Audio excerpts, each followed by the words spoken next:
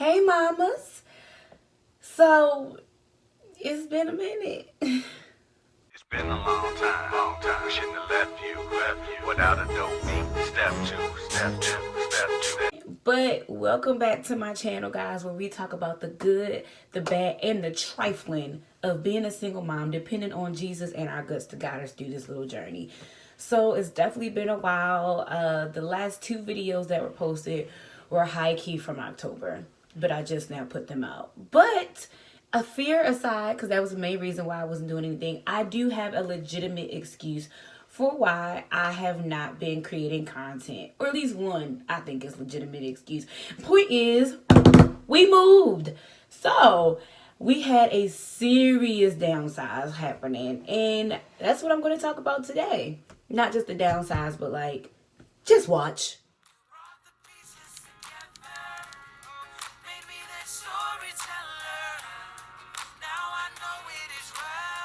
Okay, so we had to have a quick outfit slash set change because it was so dark at my desk. And I don't know how YouTubers just sit at this perfectly curated desk and they have this perfect lighting. I don't have time. Not that I don't have time. They make it look so easy. And then I realized I had something on my shirt. And so I had to find a cover up for my shirt. So here we are where I'm comfortable down on the floor. So anyway, let's just get to it. So we moved from a 3-story townhouse into a 1-bedroom apartment. And so I moved into this townhouse last year because I just swore it was what I needed. Backtrack, let me tell the truth. I moved into the townhouse because I wanted to stunt. I wanted to stunt on my baby daddy. I wanted to stunt on people who I thought not felt some type of way, but like thought some kind of way about me, like that I was living with my parents and I wasn't able to live by myself and I couldn't sustain. And the joke was seriously on moi. Because number one, my baby daddy do not like me enough to care about what kind of house I live in. I'm sitting over here trying to be like, oh, I got this nice house and I'm taking care of our son in this house, and he don't care. That man does not care, and neither did anybody else. And like I said, the joke was on me because it turned out, eyelashes stuck together. It turned out to be one of the biggest mental and financial and physical burdens of my 28 years.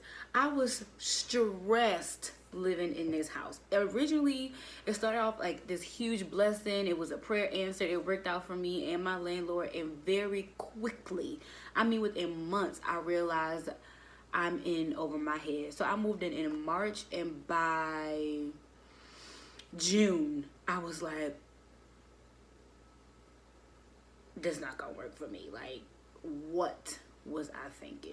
So I felt like, in part, I was trying to prove something to myself moving into this place, because I felt like as a mother, I'm supposed to provide this wonderful place for my child to live. He needs a basement to play with his toys and space to have his friends over.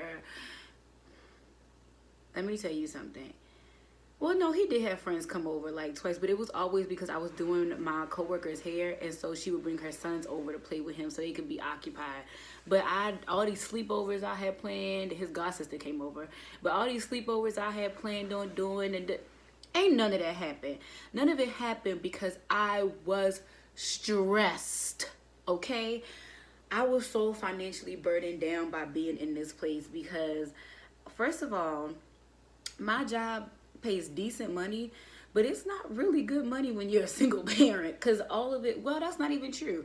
It's the fact that I had this new place and I had just put him in preschool at the exact same time. So now I have 2 ginormous bills that I did not have the month before. So it was such a burden to be able to like keep the lights on, keep the house over our head. I mean, my landlord was absolutely amazing and I was on time, but it was a struggle being on time. Like, I had to really take a blow to my self-esteem, and I had to humble myself several times and call my family members and ask them for money to pay his tuition, to pay my rent, to come up with like the last few dollars, because I was really struggling. Then Baltimore, they had the audacity in the summertime for their system to get hacked. So for the whole summer, we did not get a water bill. So when I got my water bill, that sucker was $300. Excuse me. I said, what? I know I don't use $300 worth of water. Like, what is happening? So that was just like another thing. I was supposed to be getting my certification at the same time. Just so many financial struggles with just general upkeep of this property. You know, water, lights, getting the grass cut. I said, Jesus, I'm not moving nowhere else where the grass gotta be cut till I get me a husband, because I'm not paying for that. I don't even like taking the trash out. I gotta remember to take the trash out. And just little small things that probably are insignificant to somebody else, but quickly became burdensome. Why can I never talk? Burdensome for me. Then my job was 45 minutes away. So gas. And so the drive, like taking him to school and going to work every morning, was such a headache that I literally dreaded getting up in the morning. I dreaded going home after work because I just did not want to sit in my car all that time and just be so like, oh my God, if I didn't live all the way over here. And so naturally, physically and mentally, it started taking a toll on me as well, because now I'm just like, I'm so tired by the time I get home. Who gonna cook dinner? That boy, by the end of the months that we were there, by the end of the year, that child was living off of Lunchables. And I ate chili like every night because it was quick and easy. Like, I wasn't taking care of myself. I wasn't exercising. I wasn't eating right because I was so tired by the time that I got home. And then mentally, I just started beating myself up like, oh my God, why did I move here? Why didn't I just get a 1-bedroom? Why didn't I just stay at home longer? Why did I feel the need to have to do all of this?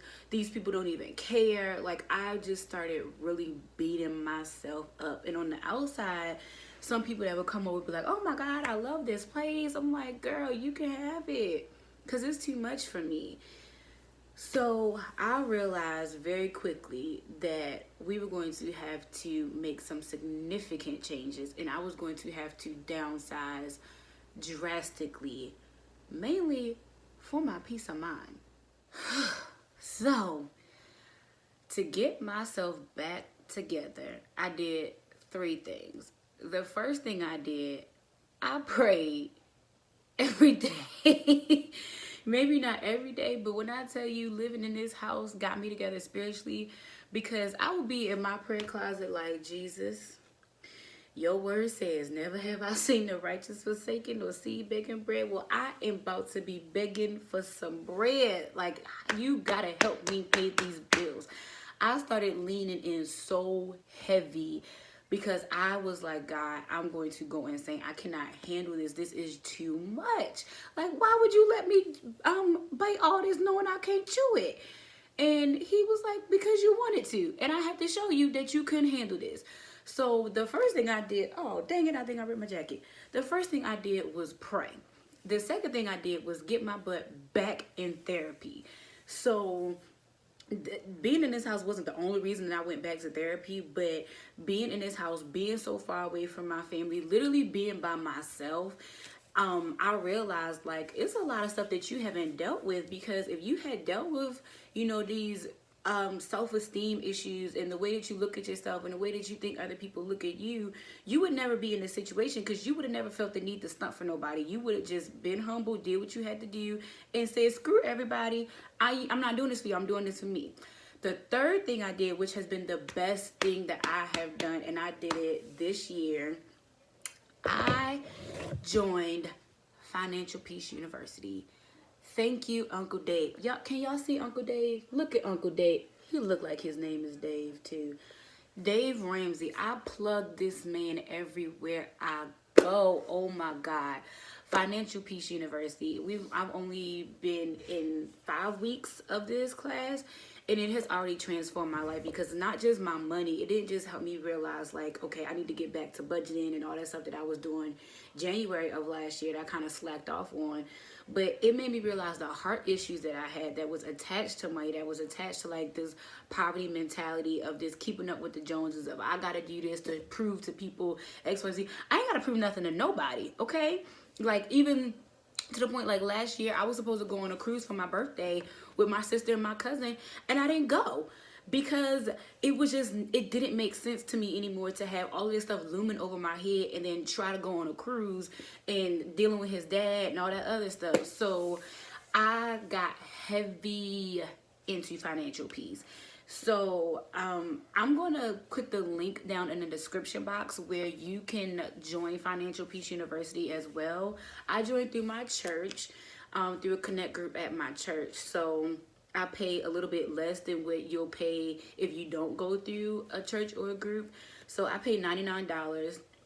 And in that $99, you really do get a lot. So you get the handbook, you get the classes, you get access to Every Dollar Plus for a year, which that's amazing. You just get so many resources. I've been able to connect with a financial coach, just so many resources. So, but excuse me, I just ate, y'all. I'm so sorry. But I do know if you go through his website, I think it's like $125, but it's worth the investment. It really is. So I'm gonna put the link down below for Uncle Dave, and you really have to walk out the baby steps. Right now I'm on baby step number 1, which is saving $1,000 in my emergency fund. So that's why I've been side hustling like crazy. I've been doing hair, I've been doing my letters, I've been trying to actually get to work on time so I can boost up my paycheck.